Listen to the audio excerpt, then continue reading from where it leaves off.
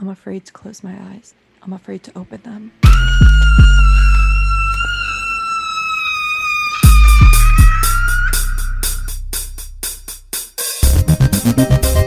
Jason is my son, and today is his birthday. You could have dinner with us. My brother makes good head cheese. Candyman, I get cheese. Candyman, Candyman. We all go a little mad sometimes. Hello and welcome to the final podcast, the last podcast you will ever listen to.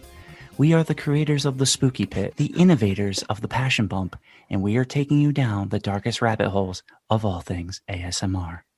Welcome, spooky bitches. This is not an ASMR podcast.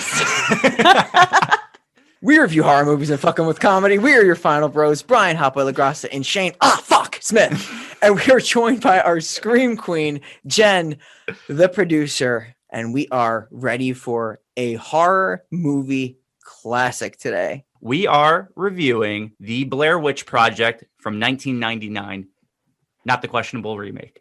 No, not the questionable remake. And this is obviously a pivotal found footage movie, obviously an iconic film, debatable whether it's scary or not. We'll get into it, but super excited. We had this one on our list for a while, so happy that we are finally getting to it. Yeah, me too. I definitely like this movie more in 1999 or whenever I saw it compared to rewatching it today. Very interesting.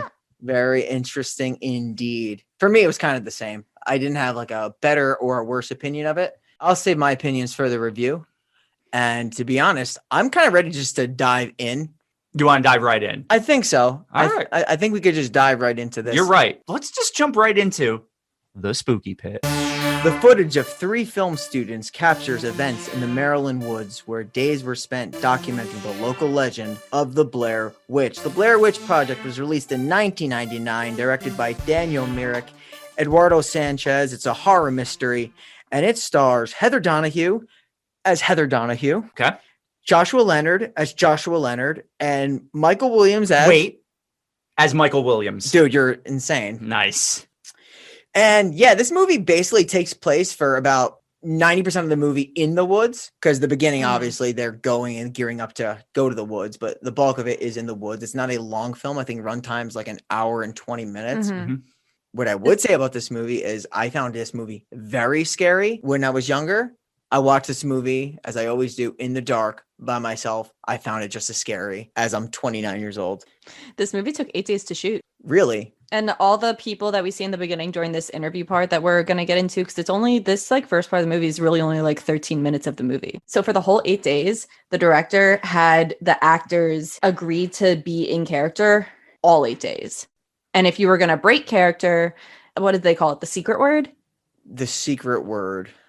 Like when you want to stop something? Safe word. Safe word? Safe word. Yeah, I guess like their safe word. Their safe word was tacos. And if one person was to break character, everybody had to. There couldn't be like some were still in character. No, everyone had to break character. But other than that, all 8 days, they were supposed to be in character the whole time. I actually have a question since we're talking about the beginning. The people they interview, were they like just real everyday people? No. That thought they were so they were also part of They the were, movie. yeah, but they were planted. Like the director was very, very specific about this. Like a lot of things that happen in this movie were real reactions, which I think was done very well. I think that was great for the movie. Like there are certain scenes where he didn't tell the actors X, Y, or Z was going to happen. It was Heather's idea actually to do interviews for this movie. And then the director, I believe, just planted a bunch of people because a year before this movie even started production, they had a website up for the missing people and everything. So this went on for like a whole year. Did we ever tell you, Jen, that me and Shane actually saw the real Blair Witch? Oh, really? What does she look like? She looks like a girl who sits on a curb, and then when you go around the corner because you're scared to park your car next to her, she's gone. Yeah. Well, she had a pale face, long white hair. I don't know about the fur.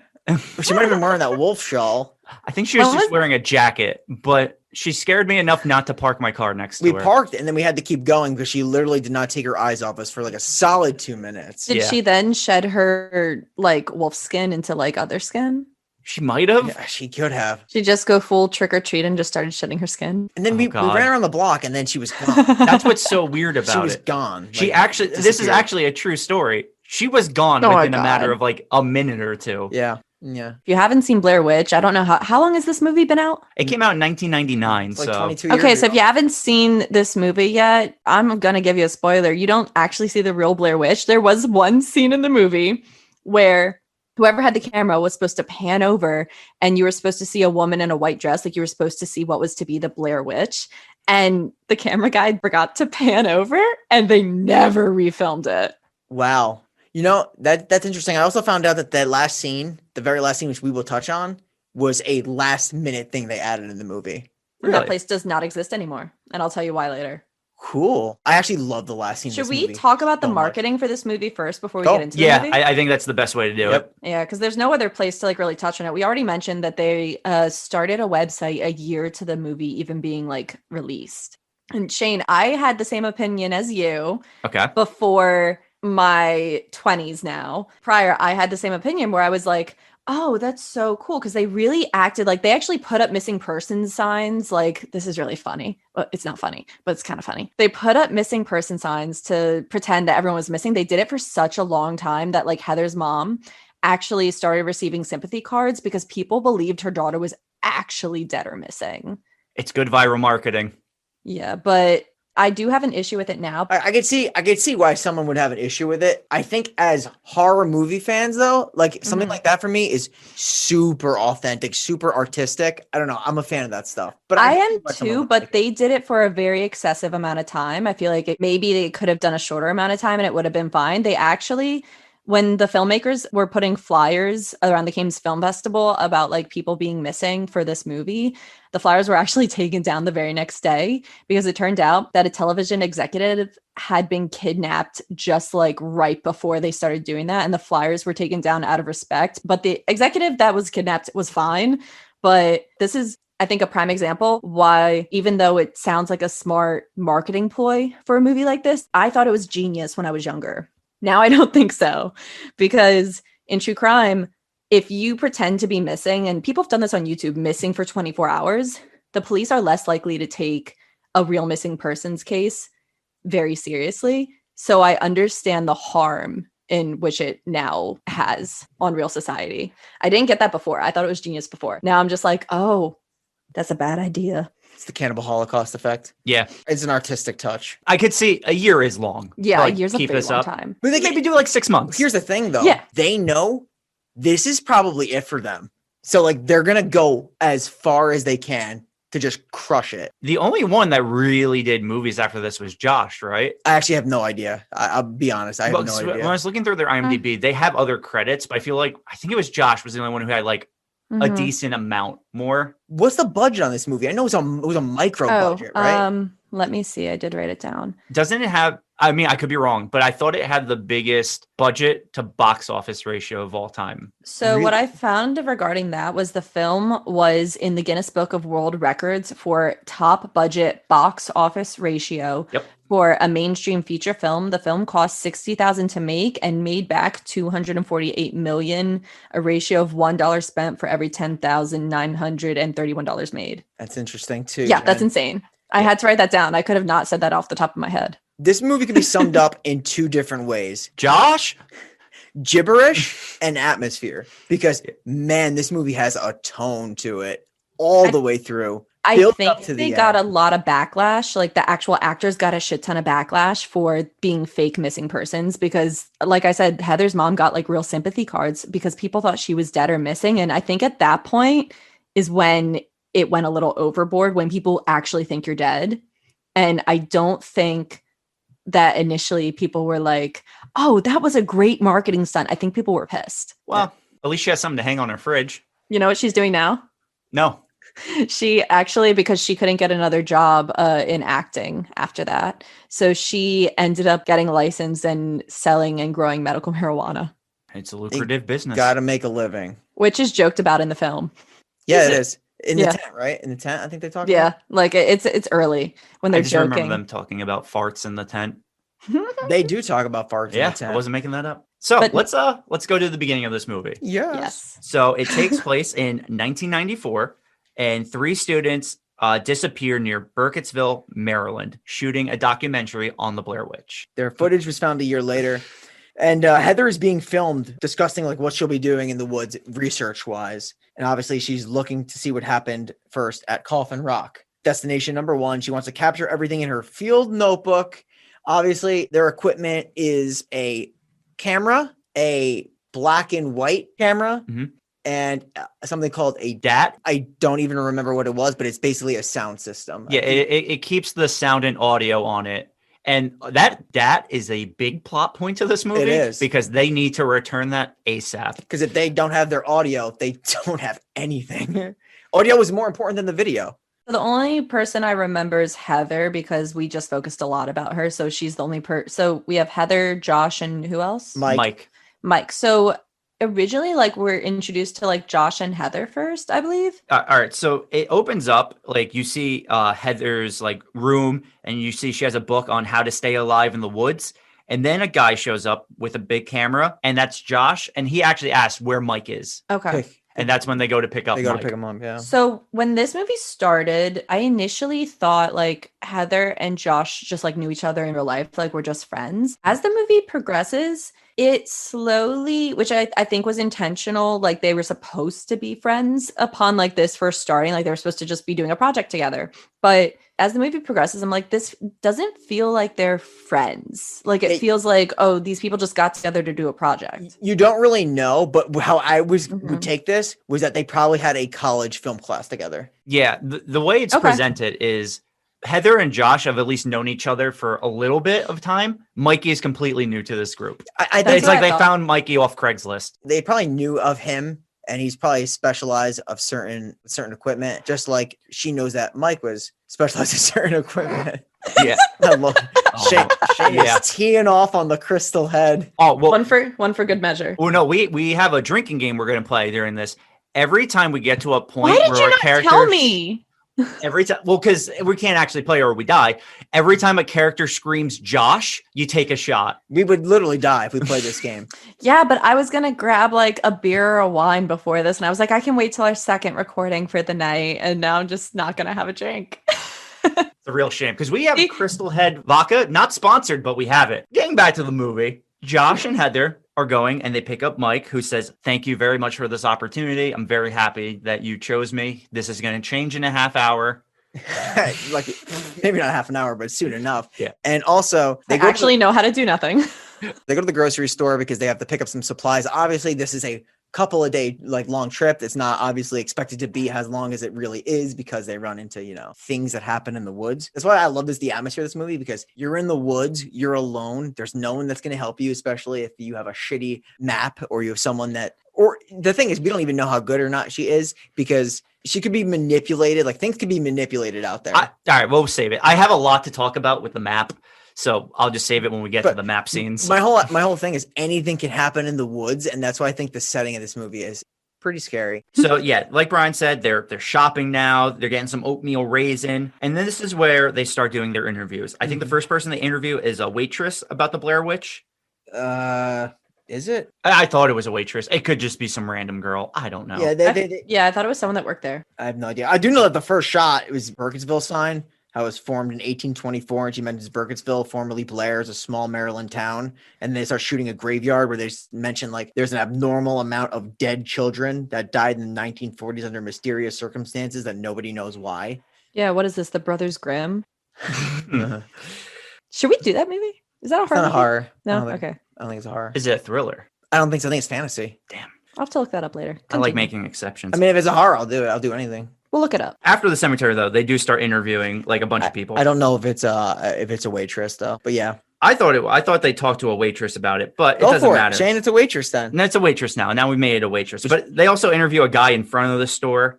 Don't they interview a woman asking about like her kid or something like? They interview a woman holding a kid. That's what it was. She talks about the Blair Witch, and the kid just keeps putting like his hand on her mouth. Yeah. Yeah. Like, you're not allowed to say it. Yeah. It's like Voldemort.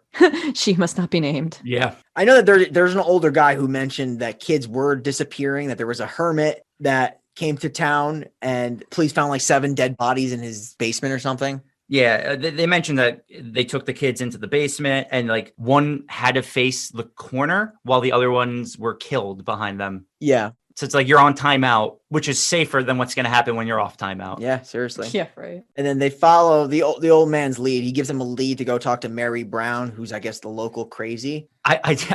They do have like a line of dialogue where it's like, yeah, that's crazy Mary Brown. And she's like, what's the town people think about her? Crazy. It's just the response. All the townspeople that they interview are super plain, which kind of like for their sake adds to it being like a real place because they're not showy. They're not super interested. It's like you're kind of just bugging them. Yeah, like some people believe in it and some people think it's like a crank legend. story. Yeah. Mary Brown is a big believer in it, though, because she mentions the Blair Witch is hella hairy and wears a shawl. Yeah, black, dark fur. And she wears this wolf shawl. And one time she spread her arms out and under her shawl was more black fur. And her face looked very odd and creepy to her, as you'd expect from a witch, right? Thing is, we've seen the Blair Witch, me and you, so we know. Yeah. Yeah, definitely. She's very hairy. She needs to shave if she wants to. She doesn't have to, but it feels good. All natural. That's what the Blair Witch Shane's does. kind of woman. I guess when you're living in the woods for like... Yo, over under, you fucking the Blair Witch? What? No. Is it the hair that's going to get you or something else? It's probably the impending death. Okay. Yeah, it's probably that. I had to take a shot at it. No, it's fair. Fair question. Does Fair this question. movie have hot dudes and tight chicks? Because I'm going to say yes, because we all know Josh and Mike are hot dudes. I'm going to disagree. I'm gonna say they're not supposed to be in this movie, but if that's your preference, I'm not stopping you. It's always my preference. It is a very passionless movie. There will not be a passion bump in this No. movie. Originally, when they were auditioning people for this movie, they wanted people who were really good at improv. So like if they asked you to do a situation or something, like upon auditioning, if you hesitated for too long, they would tell you to leave. But I guess they chose Josh before they chose Heather, because Josh, they kept making comments about how Heather looks, trying to see if like a couples thing, like having a storyline where Josh liked Heather and you could tell, but Heather didn't notice it. And then like really quickly they were like, that's too cliche. And also like, this is kind of not working whatsoever. And I'm really glad they left that out because I don't, it's unnecessary. That would have train wrecked the movie in my opinion. Yeah. I think that would have been such a bad touch. I think so too. I think it was really a really good call that they kind of left it out because they kept trying to, according to like what I read online in the audition, they kept trying to make comments about Heather's look to Josh, and Josh was just like, eh. So he probably saved it. I mean, he wasn't being rude. He just was not like taking note of that. Yeah. Like it wasn't his focus during her audition. So I guess like it was thanks to his like poor reactions that we didn't have that storyline. Yeah, like the casting crew and like the screenwriters are like just trying to throw Heather on Josh. I don't know. I mean, it makes sense too that they throw Josh on Heather. Yeah. Yeah, like they wanted it to be like known that like Josh had a crush on Heather, but like Heather be the oblivious one. Oh, okay. Yeah. And like I was going to say, it makes sense that Josh was the first one cast to the movie because I'm pretty sure to fill the other two roles, all you had to do in your audition was yell Josh. That's true.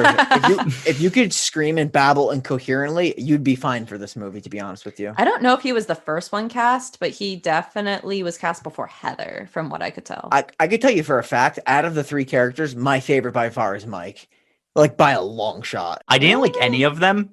So because he starts like railing off about the most random shit. Like when he starts getting scared, he starts talking about fucking Cal Ripken. He does. They're supposed to be little whiny bitches in this movie. They did that. Like they're just supposed, they did do that perfectly, but I felt like, not Josh, who's the other one? Mike. This is the only movie, by the way, where I kind of know the names. You should be very impressed. There's only three. To be fair, I can't be impressed because like Bryan said, there's three of them. This isn't going to happen again for a while, but like, yeah, Mike, I thought started complaining excessively very early. And that's where I thought it got really cheesy because he started complaining so early in the movie. Now keep describing the movie so we can get to it so I can complain about him complaining about complaining. After Mary Brown, they go to the hotel at night. They all share beer together. The next day, they head out and talk to two fishermen about the Blair Witch. One's middle-aged, one's a little older. And this is where they tell a story about a girl who got lost in the woods and came back 3 days later talking about a woman whose feet never touched the floor. And the older fisherman, he mentioned close to where they are, he saw a vapor rising out of the water that kind of extended into a tree. He also mentioned that everyone knows the area that has been haunted for years, but the younger guy, the middle-aged guy, is a skeptic. Yeah. Doesn't believe it, which is interesting because we mentioned earlier, you have some of the locals who are like, oh, it's just like a ghost story. It's stupid. And other people have had experiences where they've seen something weird in the Burkittsville woods. Yeah. Which is, it's good to frame it that way because you're not going to have everyone believe it and you're not going to have everyone not believe it. So you're going to have that mix. I'm going to say, I'll frame you. Okay. Should I leave the room? No, please stay here. I'm scared. So yeah, I'm going to move on. Because Bryan is terrifying me. They park their car after talking to these fishermen, and then they just go into the woods. They're in it. And this is where we'll talk about the map. Because they just walk into the woods, like kind of off of a trail. And I don't understand how off of a trail the map is ever going to help them to begin with. Because aren't maps designed that you follow this trail, you know where you are, but once you're in the meat of the woods, like, the fuck are you going to do with a map? Yeah. You get turned around so fast. I'm going to be honest with you. I actually don't think the map was even something remotely important in this movie because I think the Blair Witch is immediately influencing them from the very get-go. Yeah. But I think like if you have a specific map that has certain landmarks, because I feel like, so the area that they filmed in, the town, which we'll talk more about later towards like the end of the movie, the town was a hunting area. So I don't think it's a specific trail. I think there is technically a lot of like off trail places because it is a hunting area. You don't want to just be on a trail where like if you're going to shoot, you don't want people nearby. So I feel like it's knowing that bit of fact about the area, it makes more sense that you'd have a map that you could kind of go off trail with. Okay. So like this tree has this like indentation in it. So you're here. Yeah, so, something. Okay. Or they're like, I think hunters put like certain markers on trees just in general to help you know where you are. So they didn't show them in the movie, but I feel like maybe that would, I don't know, actually, it probably wouldn't have mattered if I'm being honest. It doesn't, because like Bryan said, yeah, it comes to the point where the Blair Witch is manipulating the woods anyway. Yeah, and I just want to make that note. I said that, not Shane. I gave you credit for that. So while we're on the fact of the map, when they were actually filming this, the director gave them all walkie-talkies so he could kind of keep track of like where they were and everything. They weren't very far from civilization whatsoever the entire movie. I'll just say that now. But I don't know how vague he was with descriptions, but they actually did get lost 3 times based on his direction. Yikes. Yeah. Wait, yikes. Which director? Of the movie. There's 2 of them. Okay. Oh, let me look. The other one. Yeah, whichever one. The directors kept in touch with the actors via the walkie-talkies, so I'm going to say both. Both, okay. But to ensure the 3 wouldn't become lost during their trek, but reportedly they got lost at least 3 times. Yeah, I mean, like, I'm sure it's a big amount of wooded area, so it's Well, it's a hunting ground. Yeah, hunting ground. Yeah, it's very woodsy. It's got to be big. Mm-hmm. And is it authentically filmed in Maryland? I'm assuming it is. Yeah. Yeah. Okay. There's a lot of issues with that. They actually like. I feel like nowadays they maybe would have done something touristy for tourism around that, but based on like how the town is, I feel like the townspeople wouldn't have liked that even now. Wait until Blair Witch 2, where it's all about the tourists and nothing about the Blair Witch. Oh, we will touch on the tourists that became fans of this movie that went down there. We'll touch on that after the movie's over, because which is perfect. I have a lot to say about them. I just want to let you know, like, that's one of the things I'd love to do. Like, if this place, if Burkittsville actually exists, which I don't know, which you might know, I don't know. I think, isn't it a town, but it's not actually called Burkittsville. It's just got a different name. The fans were actually a really big issue after this movie. Okay. Like it's actually like quite negative. 100% I like would go to this place. Like, that's something that I would do. Yeah, but you wouldn't like take things and be disrespectful. Well, no, of course not. Yeah, I would just go to the woods. Yeah. Okay, keep going. I can, because the fans are such a big issue why you can't like find anything from this movie anymore. I would have to go to the bathroom in the woods though, because I always go to the bathroom in the woods in every wooded area I go to. I make sure to relieve myself. I don't see an issue with that. Yeah, it's the woods. It's what you're supposed to do. Yeah, mark your territory. So speaking of woods, they're walking around in the woods because that's the whole movie now. And Heather starts a book about Coffin Rock. And she reads how there was 5 men who were tortured and killed at Coffin Rock. I think their hands were like bound next to the other person's feet on top of the rock. Like they were bound and chained up. And I think they're at Coffin Rock when they're documenting this. And she's talking about it. And their faces were cut up, unidentifiable writing all over their faces. Intestines were ripped out. The first person to see the dead bodies told the police. And upon revisiting, all that was left there was vultures. And the bodies were taken by persons unknown. Ooh. So another dark story, but this one doesn't have anything to do with the Blair Witch. Boner check? No. No. Wait, what? Okay. So then it starts to rain, and that's when they start to put up the tent in the rain, and they struggle. Like, they have never practiced putting up a tent before. It would have been nice to have like a run through if you've never put up a tent before. Yep.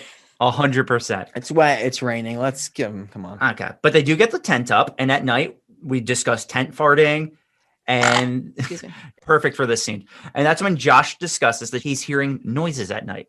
He heard an owl and a little bit of cackling. Yes. And this is where we get into it, where in the morning they look at the map and Heather says, I know where I was going. They're saying she's lost, right? It Yep. happens like instantly Josh next calls morning. Josh calls her out on it for being lost. This is the thing. I don't know if she was actually lost or like if she had maybe marked where she thought she was on the map. And then like she's kind of just gathering herself in the morning and double checking and making sure, like not like 100%, but she's just like, all right, let me gather my wits. Let me just like read over, see what I marked off. And then everyone's just like, oh, you're lost. Yeah. Oh, you're lost. I'm going to say something, and I'm going to say it before Bryan because it's completely my thought and not his. I think Heather was lost, but regardless if she was lost or not, it wouldn't have mattered because the Blair Witch was controlling it. My thought, not Bryan's. Yeah, and I just wanted to say that, just going back to it because it was my thought and not Shane's.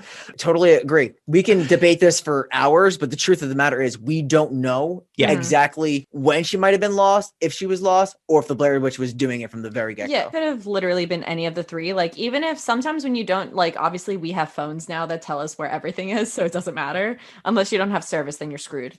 But she could have just been like gathering her wits and maybe wasn't 100% sure, but was just like, I remember this landmark. We're in this general area. So if we head, technically, that's not a bad way if you're not totally sure where you are to just be like, all right, it should be north of that. So we'll go north. Like, that's not a bad idea. No, and one thing that they do have besides the map is a compass because she constantly references it. And that is probably maybe the contradiction of the compass and the map of how they were heading completely F them up. Because how easy would it be for the Blair Witch to manipulate a compass? 100%. It's very easy. That's the whole thing. Like, it doesn't matter because we'll never know. Yeah. But one thing I will say is I think Jen touched on this at the very beginning. Mikey and Josh get so angry so fast. Yeah. It doesn't help the situation at all. Yeah. No, they're like the biggest bitch babies I've ever heard or seen in a movie. Like, I'm sure we'll get another like character like that in the future. And I'll be like, oh, look, it's another Mikey and Josh. Like, what a bitch baby. But they're so, especially Mikey. Josh. Yes. Josh is like, like kind of on her because like kind of hopping on top of Mike. But Mike is really on like, dude, turn around. You don't even want to be there. Like, I don't know if they're paying him or what, but he doesn't want to be there. He was just like, why the fuck did I agree to this? I think that no joke, because he mentions it like at some point in the movie that they were just there too long. He did not plan to do some of the things they did. He thought it would be like an in and out kind of thing. I don't think they properly went over the trip with them. Yeah, that's the thing. I don't think the plan was laid out well. Getting back, they hike, they look for a trail, but Heather loves shortcuts, so they take one of those. Then I'm just going to list off some things that happen, and then you could come in. I'm coming in. Mike has weird chest hair that looks like South America. True. We film Heather peeing. True. Mike says we're lost, and Heather says we're not lost. They argue about being lost, and then Mike says he doesn't trust Heather. All that happens all in a row. Which is really fucking dumb. Like, oh, I don't trust Heather now. I'm sorry. Were you doing a better job? Yeah, no, I'm with it.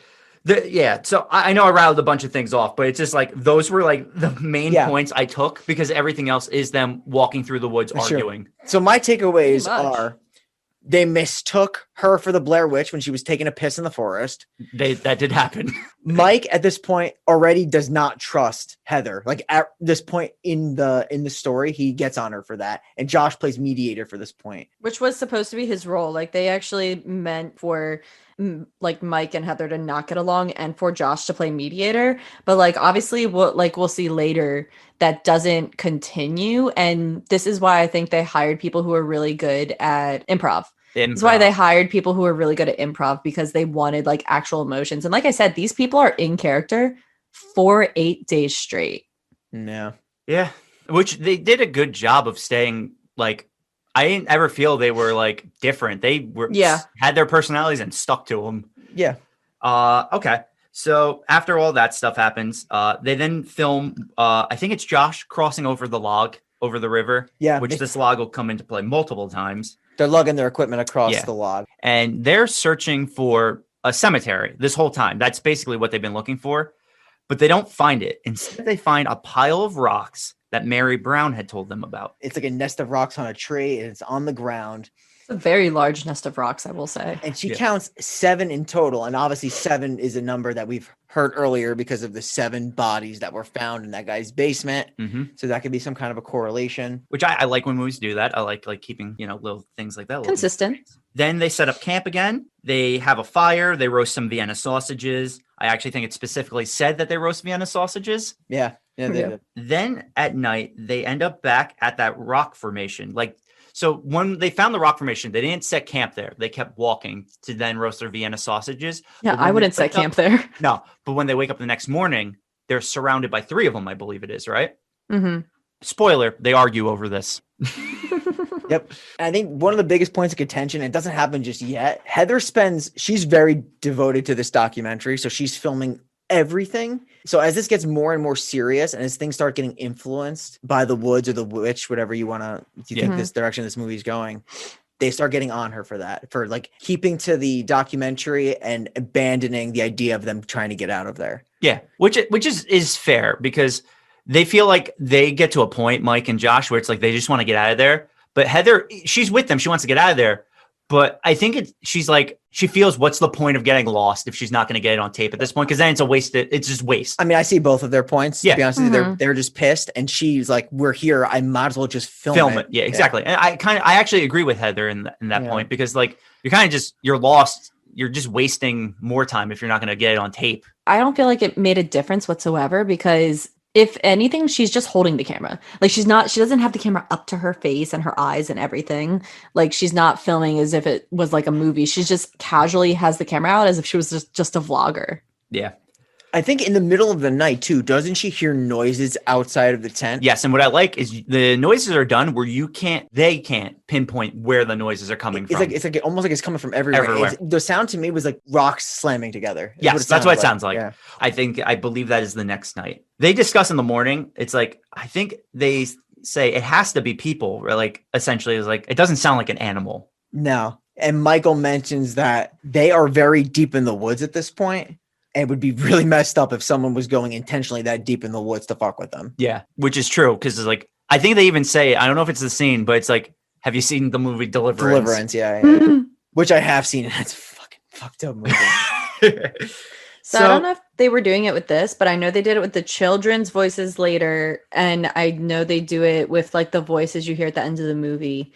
But they had a bunch of like pre-recordings of voices and stuff. Like I think the voice of the kids was outside of one of the director's houses or something. And it was pre-recorded. They set boom boxes up around the entire forest, like a distance away from all of them and just played them. So it sounded like it was coming from everywhere. That's actually really cool. And it's a good way to do it because it's very effective in the film. It is an effective scene in the film, hearing those things at night and not being able to pinpoint them. So now Heather keeps talking like she knows where she's going and how to get to the car. But I have my doubts at this point. Like, I'm just like, okay. At this point, I'm thinking she has no idea where she's going. She's just trying to keep everyone calm. Yeah, she is. She's getting yelled at by all of them. Like, you don't know where you're going. And she doesn't say it because she is trying to remain so calm. She has so much patience. Like, I don't know if she has siblings because she had so much patience. But I would have been like, all right, here, you do it. Have fun. Because they weren't even volunteering to do it or do it better. They weren't offering up anything. That's the worst kind of complaining is when you complain about something and you don't offer another solution. And just complain to complain. Yeah. Exactly. And this day is what we just mentioned. This is where they follow the compass on the map. And Mike says, we're in the middle of nowhere. It won't help us. This is where they ask her to turn the camera off, but she doesn't want to because I agree with her points. We talked about it. Mikey is flipping out the whole time. And now this is when we settle again at night. It's the next night. Because I think we hit on all the points during the regular day, right? Yeah, there's not too much else to hit on. Yeah. The only thing we mentioned it earlier too, is they always emphasize the importance of getting their DAT back. I think it's the biggest thing is that's the audio of the entire trip. And if they don't have the DAT, obviously it's a wasted trip. Yes. So once again, now we settled down at night. And now I think this is just Josh. And he says to Heather, it's like, do you actually know how to get to the car? And she says, yes, we can make a camp here and I'll be able to get us there. So now we're in nighttime and they hear the same exact noises as last night. And it is frigid outside. Yeah. It's one of the first things she comments on. She's like, it is freaking cold. And she films around outside. She has her camera out, but she doesn't see anything. And then Josh and Mike are telling her it's got to be a deer. She doesn't think it's a deer. And like you mentioned before, Shane, it's literally happening from like all different points on the woods. Mm-hmm. And this is the morning now when they wake up, they realize the map is missing. This scene made me so mad. And this is where Josh starts losing his mind at Heather for losing the map. And then she says, I think she says, I put the map away. I know I put the map away. One of you took the map. And she's even like, it's not funny. Please just tell me who took the map. Like, I won't get mad. Just who has the map. Yeah. So like, this is like, I guess the first big argument between Josh and Heather now. Correct. And Josh even in the scene says, it's okay. My girlfriend will notice I'm not back. She'll send people to come look for me. We'll be okay. They'll send a search party. If I don't call by like the end of the day, she's going to know something's wrong. So like you're in the woods. There's the three of them. And now almost each one of them distrust each other. So this just doesn't like, it's not a good recipe for them getting out, especially with the way we know this goes. Like they're already sowing distrust in each other. Like the woods make you isolated as it is. And if you're each isolating from one another, yikes. Yeah. Big yikes. And I mean, there's such discontent with each other.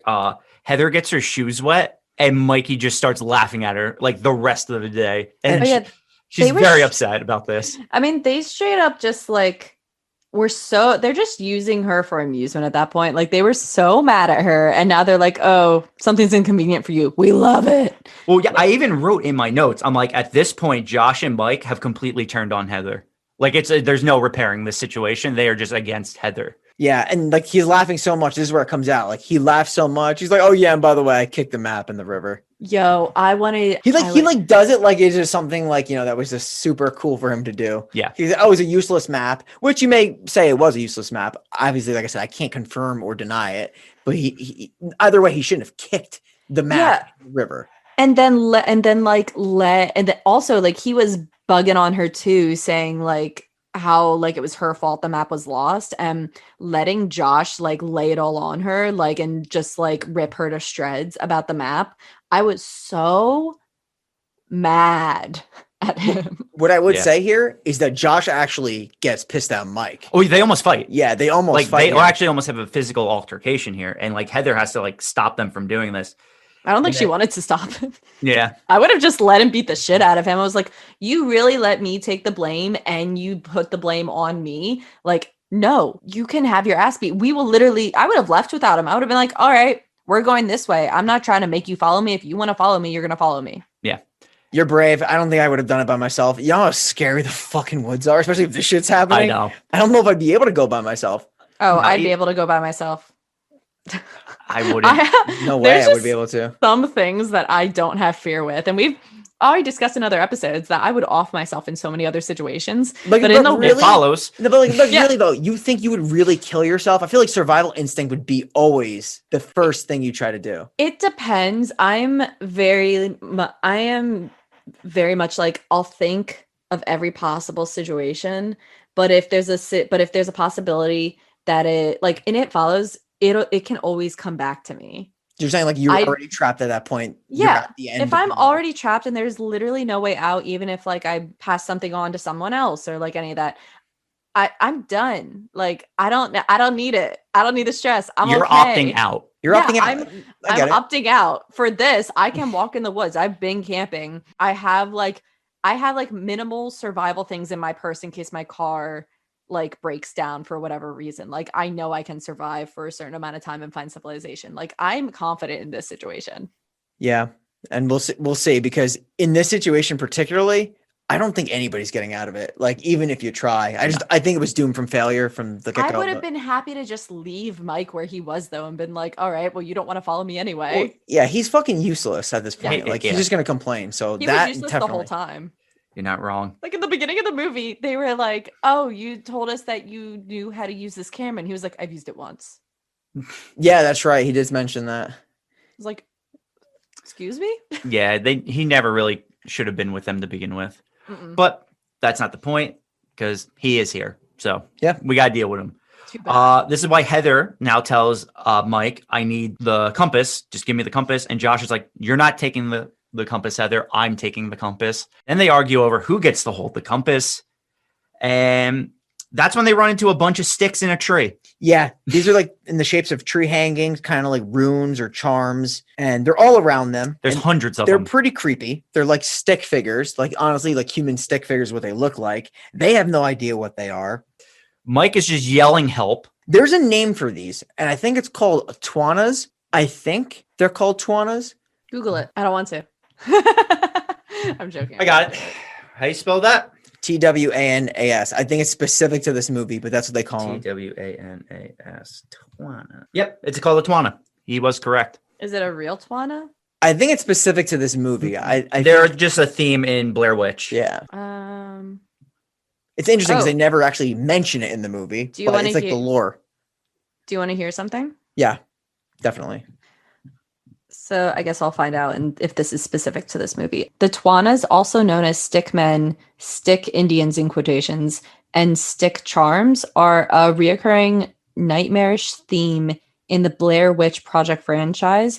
They are mysterious humanoid stick figures that is the signature symbol of the Blair Witch, and they were used in her unholy black magic rituals. I think Twana's, the name specifically, is for Blair Witch, because I know these stick figures are like in other cultures as well, and possibly other like Wiccan things and stuff like that. I don't know. Don't quote me. Comment on our Instagram. I'm not positive.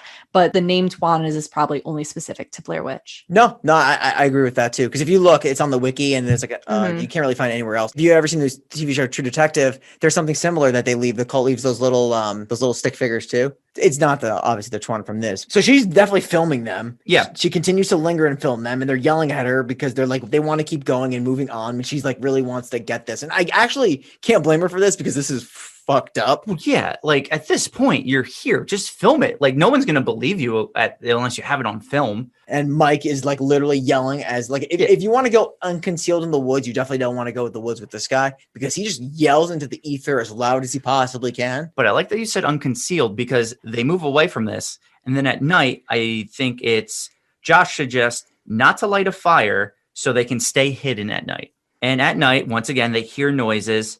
And this is when something touches the tent and they run out of the tent.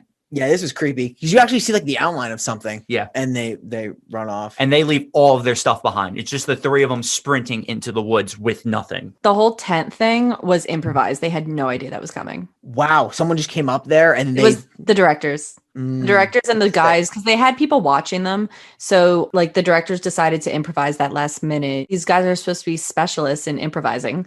So as we said plenty of times already.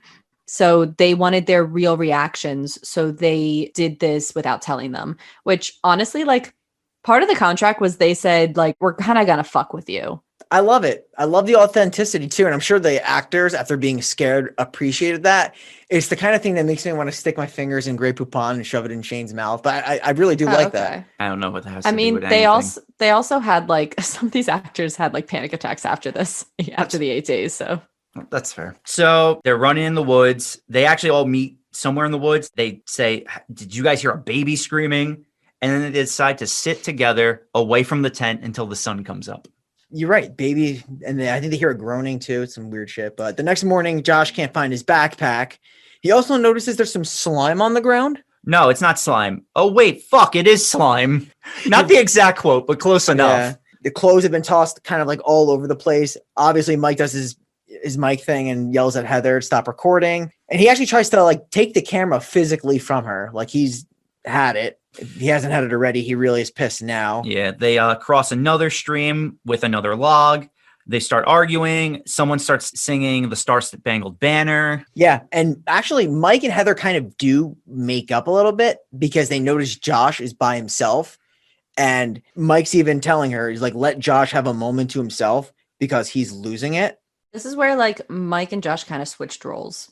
Yeah. And it's because they mention now that Josh has all that blue slime all over him, and he's complaining about that because he's the only one that has the slime over him. The other two do not. Yeah, so earlier when like they were fighting about the map and like Heather, quote unquote, losing it and all that, and both of the guys were ganging up on Heather, that's when the crew stepped in a little bit and was like, this is not the direction we want the movie to take. So I feel like that maybe influenced Mike in that way to switch roles, that the role that Josh was intended to have for the rest of the movie, to kind of be like, all right, maybe instead of us all against each other, maybe I'll try and work with Heather. So this leads actually into my favorite scene of the movie. It wasn't the fact that you found out that Mike and Josh were American patriots by singing Star Spangled? No, it's this. They come across a tree that they realize they've seen before, so they realize they have been going in circles, but that leads to this.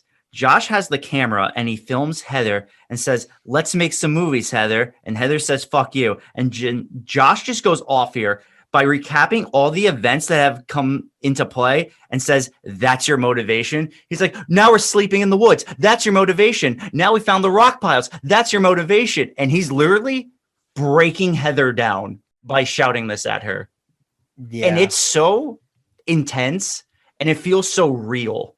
Like, it's like Josh is finally actually like snapped. Yeah, there's even a part of this where Heather actually does go off by herself when she notices that it's the same log that they have looped, and she kind of breaks down a little bit. Yeah, I would have just like left them both at that point.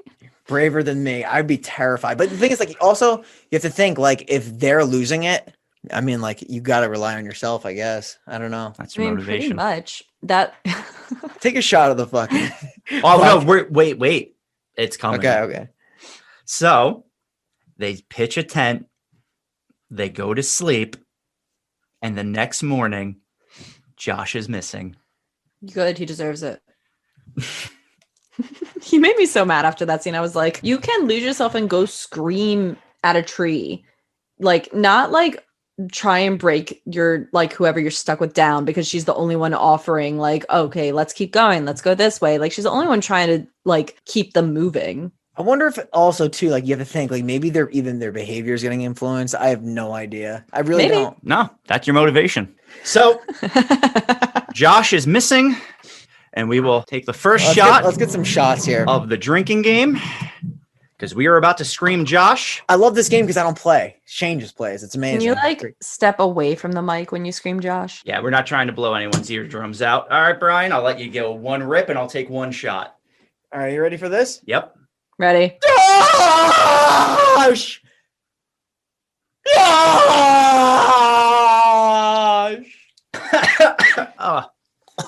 Good. This might be as good as a time as any to talk about cum dye. Do you ever want to have a different sexual experience in the bedroom? The old ways of doing things are just not cutting it anymore. Introduce new chemical agents into our bodies, really change up the game. Well, there's really only one way to do that, and it's to change the color of your cum. Cum dye. Brand new idea, 12 different flavors. I mean, you can get crazy. You can go blast from the past banana. Do you want a little yellow? Do you want to change it up? It actually tastes like a banana. It's very authentic. You want to go native? You got blood red. That's going to taste like blood. Comes in 12 different flavors. If you use the promo code CUMDIE/final podcast, they'll give you half off your first order. You're definitely flavors or colors? Flavors and colors. Very creative. I think they have a fruit punch. It gives you a little extra propulsion on jerk. It's amazing what you can do today with cum dye. What if they were like Jelly Belly beans and they had like those Hogwarts flavors? Yeah, oh god, that'd be different. But these are actually liquid capsules, and you can have them on an empty stomach, full stomach. It's great. Please check them out. As someone who's not as sexually experienced as Shane is, I can tell you my first time using it, me and my partner had a very, very fun experience. She wanted to entertain the new frontiers and try something a little bit more European, and I was able to do that with her. So I'm happy to share cum dye. Please check it out. That's CUMDIE/the final podcast. Please order your first set of 12 now. 50% off. Well, Bryan, I'm glad to know that you're enjoying your pocket pussy. Ooh, fucking burn. I'm gonna be honest with you. I don't even know what that means. It's the sex toy where it's like, it looks like a flashlight, but then you pull it out and there's it's a vagina and you stick your dick in it. I don't even know what that is. I swear, I don't even know what that is. Oh my God. Wait, hold on. I don't. That's why I don't know sex toys. Oh my God. Hold on. I'm going to just show you photos. It's a fucking dildo it's like a pussy dildo? Yeah, but you put your dick in it. Oh. Interesting. You get it? Well, no, because you'd be using cum dye to squirt it on someone's face. Okay. Yeah, but you gotta practice. You practice with someone's face, though. I would use a mannequin. You know, my aunt listens to these episodes. So we're back. Back from our very first ad break. Yeah, Josh is missing. They decide to hike because there's a witch, and they hike west because they've been going a different direction. So now we're going west. Sorry if I'm a little flustered. I just drank Crystal Head, and I can't handle our ads. Shane, I think you mean Weast. Yes, we are going west. Mikey and Heather discuss food and bathing. Mike talks about his pocket cheeseburger. Now the next night they hear noises that sound like they could be coming from Josh. Yeah, he kind of screams in pain. And they hear this, and Mike shouts, Josh! Okay, you gotta warn me before you do that. You're gonna blow my eardrum You also out. got to take another shot. No. No. Your turn. You can't do that. It would actually probably kill me, honestly. And the McDonald's that you eat every day won't do that too? No, Fun fact, we are getting 1 a.m. McDonald's today. just the fact. That's just going to happen, Jen. Your body's going to kill you. Yeah. Oh, 100%. Bryan is not making it to 40. Yeah, but you're right. No, you're right. But in all fairness, we didn't think I was going to make it past 16. Actually, you didn't think that. That's actually true. Your brother was like, bullshit. Well, yeah, some girl was like, yo, I casted Santeria. You're not making it past 16. I'm like, you're 15 years old. What the fuck are you? Oh, Santeria. That's pretty applicable to the Blair Witch. Yeah. And it's like that time we filmed the movie, and your quote at the end of the movie was, yeah, I'm not dying in 2 years. That's true. I was 17 when I made that, so I would have died when I was 19. So I should have died at 16, 19, and now we're going with 40, which is exactly 11 years. You're putting yourself on the official Deadpool that you won't make it past 40. Shane just put it out there. So I just threw a year out there. giving it to 40. How am I going to go, though? I'm going to be honest. You need to start drinking fruit smoothies. Fruit smoothies? Like healthy ones or just like sugary? I mean, goodness? they don't have to be like super healthy. Like if you just do like 3 pieces of fruit, add juice, and throw like a handful of spinach in there, you're good to go. You can't even taste it. Interesting. And that was All our right. sponsor, Fruit Smoothies. I'm Venmoing Damien to be a smoothie maker. So at night, they're sleeping. Heather asks Mike not to fall asleep. The next morning, they find a bunch of logs tied together with what looks like Josh's clothes tied to it. And this is actually very creepy. They unwrap the clothes and they find blood and teeth. Yeah, she's literally whimpering in fear, as she should be, because it's terrifying. And I'm going to be honest, these teeth look kind of big. So I don't think they used good teeth to scale. Bro, Josh has big teeth. He would have had to have some serious molars, some serious chompers. Ew. You got to take a shot again after that. All right, let's go. Let's go one more. One more for the pod. I'm driving. Just so don't I'm yell, not- Josh. I sleep the night at Bryan, so Yeah, he's staying here. We're going to get McDonald's after this. Not sponsored by McDonald's, but definitely sponsored by Cum Die. McDonald's, please sponsor us. I like your fries. Yeah, your fries are so good. McDonald's is legit the best fast food place besides Taco Bell. Headphone warning, if you may. No, this don't is yell, the Josh. warning. I'm not going to do it anymore. Please don't yell it I'm anymore. done. I'm done. But for okay, yell it. Let me take my headphones off. Oh my. Okay, here we go. What did you say? I had my headphones off for my bone protection. No, you're good. You just took a shot. That was good. It was good. Good. Should I do it again later? No, I can't drink anymore. It's so bad. You good, bro? No, my eyes are getting teary. I don't drink often. For those listening on the podcast, this is actually like just putting battery acid in my body. I can drink both of you under the table. 100%. Definitely. 100%. I just drink Prosecco. I'm your basic white girl. Just throwing it out there into the podcast world. That's a fact. Let's get a shout out to Melissa. Prosecco girl. Melissa and Shane are the Prosecco girls. Oh, hi, Melissa. Shane's BFF when it comes to drinking wine, particularly Prosecco on Friday nights. Ugh. I'm sorry.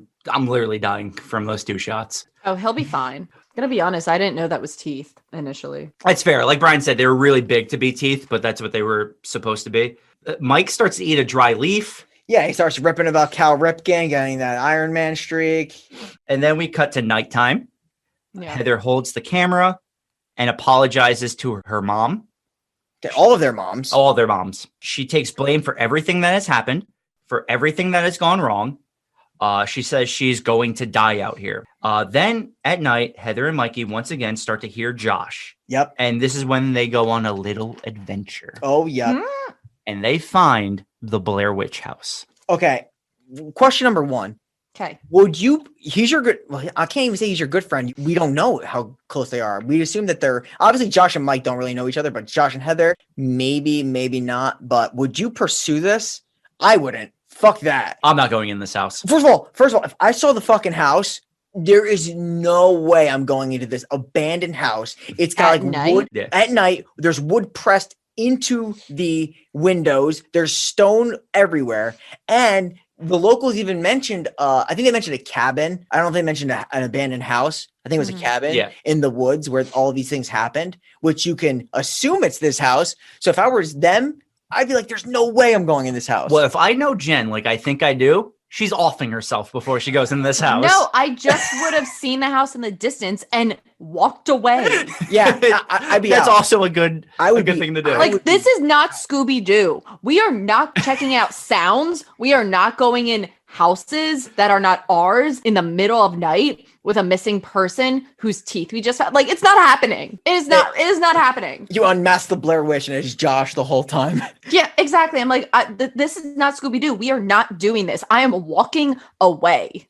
Yeah, but you're rational. So they go in the house. They look through the house. It's, your typical abandoned house. Everything's broken. The walls are smashed. Like there's stone all over the floor. It's completely in shambles. This is one of those houses where, like, because it was in a real area, people could go find the house. The house used as the Rustin Parr house, as they called it, in the ending scene, was the Griggs house, which was located in Pataso, Patapsco.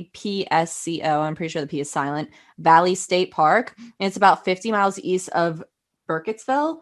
And it was built sometimes in the mid 1800s, and people like vandalized it. Like you said, it was like it was like a wreck. Like, it's super, super old. So obviously after this movie, everyone wanted to go find this house. And because they, with their marketing, kind of made the Blair Witch, like the legend of it, seem kind of real, there were a lot of people going into this town and doing their own documentaries, literally trying to find the house, trying to find the Blair Witch. The city sign was stolen 3 times.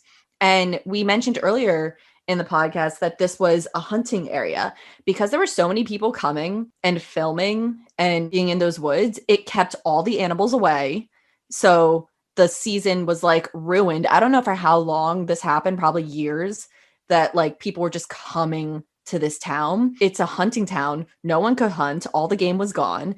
And the city was trying to tear down the house because people kept going to find it. The fans petitioned for it to be kept up. And the city was like, okay, we'll keep up. But then people kept coming. So they ended up knocking it down in the year 2000 with like no warning. Oh, so it's not there anymore? Damn. No, it's not, because like they literally didn't want that tourism anymore. Because it was, I don't know, like if like hunting towns, like the town survives off hunting, like if that's how people like kind of survive around that time, or like what else it was doing to the town. But these weren't like respectful fans. Well, I'm glad you brought all this up because that's what I was also saying I wanted to mention at the end too. The sequel of this movie is that the Blair Witch Project is fake and all the tourists coming in and what that did to the town. But then really? Yeah, but then the Blair Witch actually being real and like controlling this group of tourists that was just there to like steal stuff or like make their own documentary. And it's terrible. It goes with what you said. It deals with all the influx. The movie actually opens with all the news footage of like all these tourists going into that town. Really? I didn't see the second one. I had like no interest in seeing Don't. It's a terrible movie. I mean, if we do it, I'll watch it, but I won't watch it otherwise. But I mean, it sounds pretty on par with what actually happened. Which is a shame because it sounds like a good concept, but when you watch the movie, it's bad. It's so bad. It's not a movie, but it's the best thing ever. So yeah, that just kind of sucks though, because I feel like when I was talking about it with everyone after I watched it, they were like, oh, well, that could have been like a really big tourist opportunity like nowadays. But I don't think the town wanted it to be. I think the town liked being small and really like just by itself. I think they liked the casualness of just being like a hunting town where people enjoyed themselves, because it's a small town. It's not like a really big place, right? Well, yeah, that's fair. I mean, if you live in the woods and actually like stay there, you like it there because it's quiet. Yeah, like, imagine if like you hunt big game like one time a year because like it's a season, and suddenly like all the game is gone. And I don't know if that's how people like we'll get some food out of it or like what they actually use it for, but because I'm not a hunter, but that sucks. This house is terrifying for me in the dark, watching it as they approach it. And Mike runs right in there, like fucking gung-ho for Josh. That house was probably like a place where like teens went and smoked weed and did all this shit. And now they probably like, 100%. and now that, and like after this movie, it like ruined it for them. I just thought of that. I was like, wow, all the teens in that town were probably so pissed. What I was going to say is I go hiking all the time and every trail has one of these. You know what I mean? It's just the way that this was put in that Have you gone in one? Yes, I have. Nice. There's one in Ramapo. Is it like, does it look, obviously not with the fucking handprints on the wall, but is it like the abandoned, like. It's abandoned. It's got like, graffiti all over. The only thing I can't say is this is definitely bigger because there's floors. Okay. The other one didn't have floors, but. Growing up, I lived near an area where it was like common for you to go find the Jersey Devil's house. So that's what like we did growing up. We would go and you'd be dared to go to the Jersey Devil's house and see if he was still there. We had a phase where we wanted to do a bunch of weird New Jersey stuff and just like go into like abandoned houses and sewers. We never did it, but and you can't even do it anymore. Like it's all illegal. Up and down Clinton Road, like you can't even go there anymore. They have signs for trespassers because there's a bunch of kids probably going up and down there. You can't do a lot of things. They closed off the gates of hell in Clifton. Yeah. Wait, did they really? Yeah. I've never been there, but I know like a ton of people who have. I was thinking of taking a hike up there sometime. It's so big and so vast, the tunnel system. I actually think they had to close it because people were getting lost. Oh, that's gotta suck. Yeah. You know what sucks? Walking up the stairs and seeing kids' handprints on the wall. Yeah, that's creepy. And that's what they see as they're going up these stairs. Yeah, they deserve that. They're walking in at that point. They deserve it. Yeah. They think they hear Josh. They think they hear Josh coming from upstairs, but then they realize Josh is coming from downstairs. He's coming from upstairs. He's coming from downstairs. Mikey runs without Heather, and he just falls down, and you just see his camera on the ground. Yeah. You don't know what happened to Mikey. You just know he's down. Just drops. And now Heather is alone. She's scared. She's screaming. She wants to know why Mike is gun-ho and leaving her by herself. So she goes into the basement. She sees Josh. I think it's Mike. Standing in the corner of the room.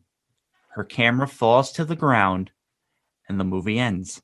That's it. That's the Blair Witch Project. And I got a couple of questions because I was reading and there's a couple of theories about this movie. Obviously, we mentioned, and I think we all agree that there's got to be some kind of influence with the Blair Witch involved.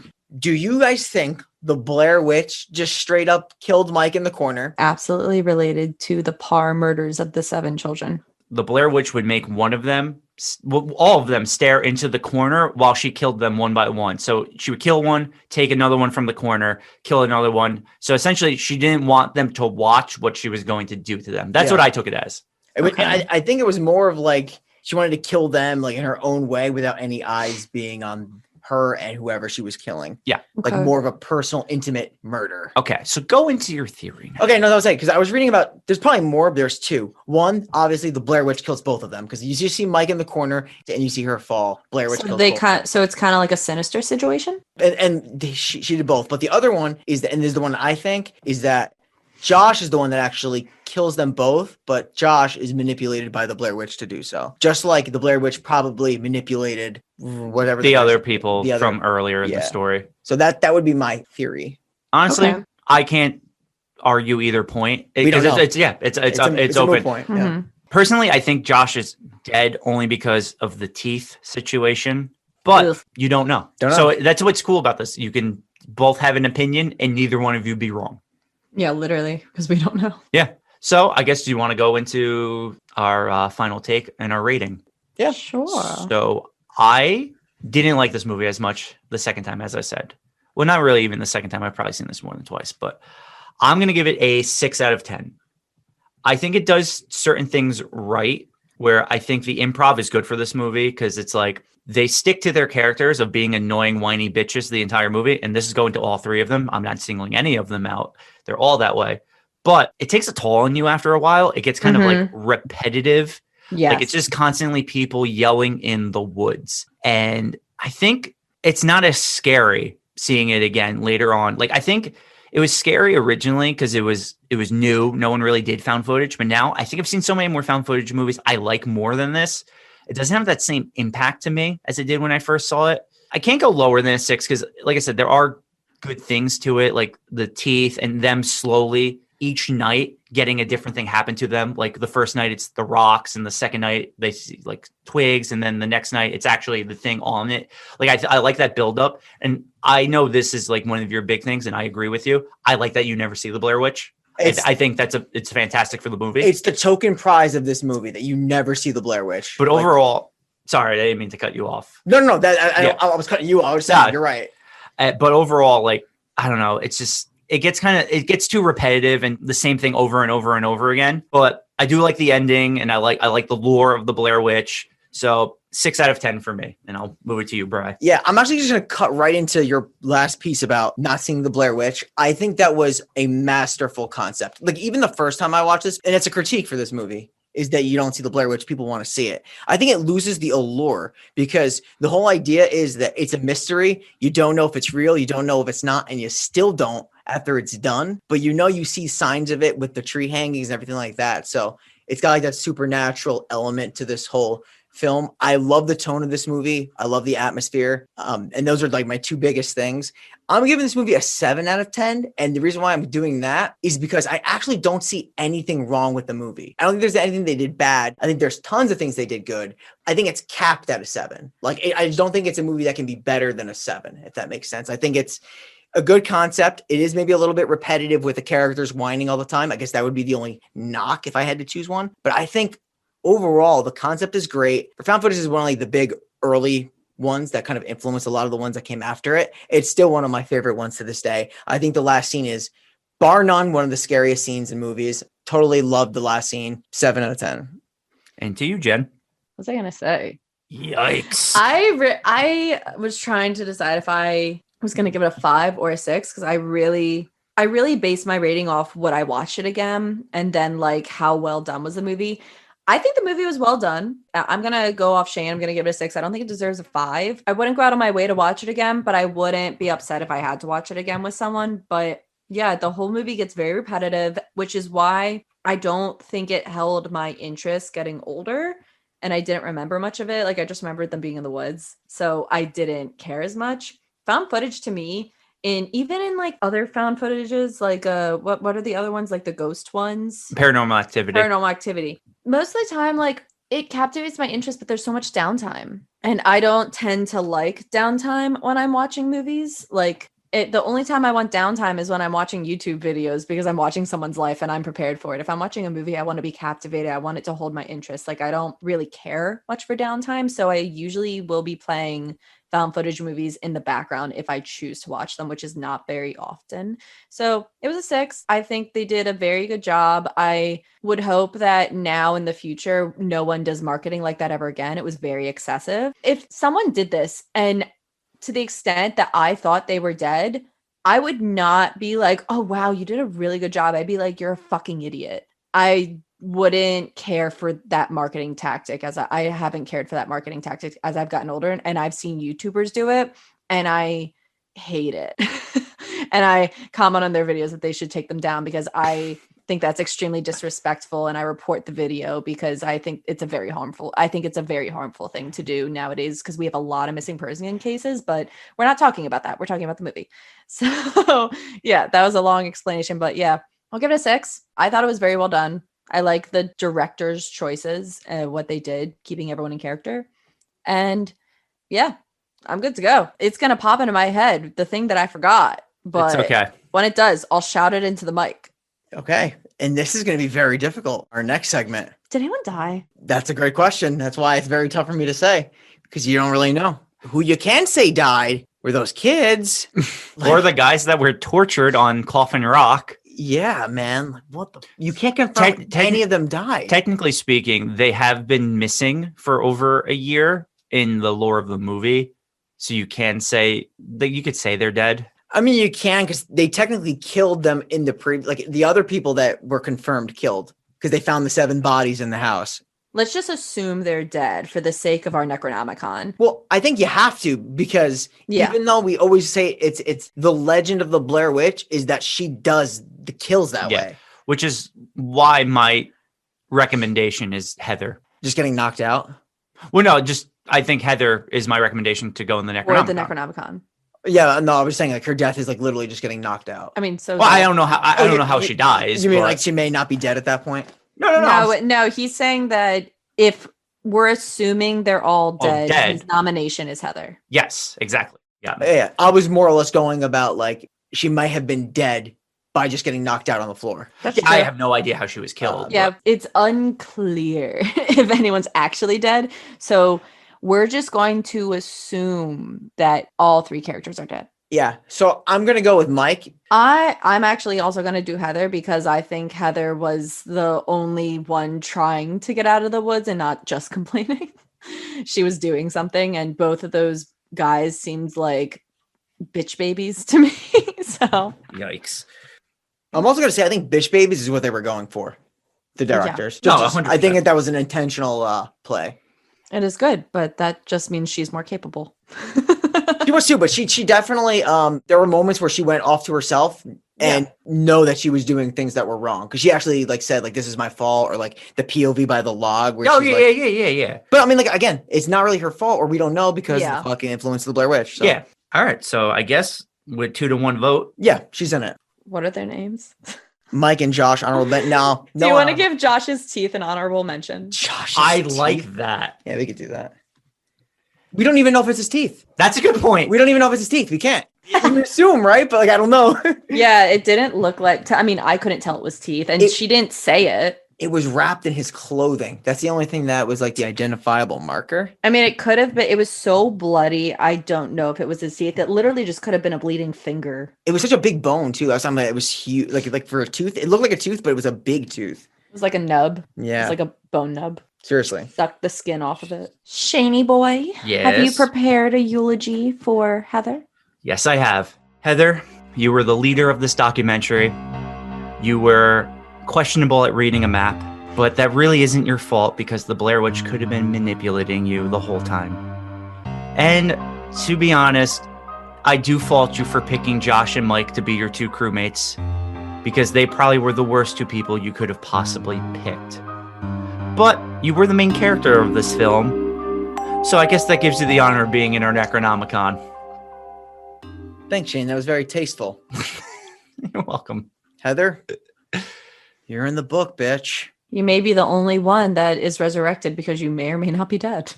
That's a good point. Fact. That is a good point. Yeah, the Jinn is pretty pissed.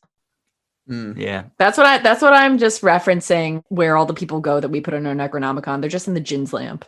Well, That lamp is fucking creepy. I just know. wait until we get to September when we do Wishmaster 2. Oh, baby. Long play. Yeah, we have a while to go. So Yes. if any of you remember that by the time we get to September, please comment on our Instagram. For sure. Because I'll probably forget by the time we get to September. So with I'll that be said, shocked though, if anyone comments. next week we are doing a very, very recent movie. Actually, the last movie I have seen in movie theaters since the That is pandemic hit. so sad, bro. I know. That is terrible. Because this movie came out in January of 2020. We are talking about The Invisible Man. I'm excited. This is going to be the first watch for me. I've never seen this movie, which is crazy because I love seeing new horror movies. I'm And glad it's got you're excited. I never wanted to see this movie. your boy directed it, Lee Winnell. Oof. Good old Specs from Insidious. Love this movie. He also directed that's why Upgrade, I'm- which is a great movie. Mhm. He's also That's why he did a good job. It was a good movie, but I still had no desire to see it. That's fair. He's also Adam and Saw. Yes, he's a man of many things. Round of applause for him. Yes. So, with all that said, we are the final podcast signing off, and we will see you next week at Trigger Warning, a very abusive relationship.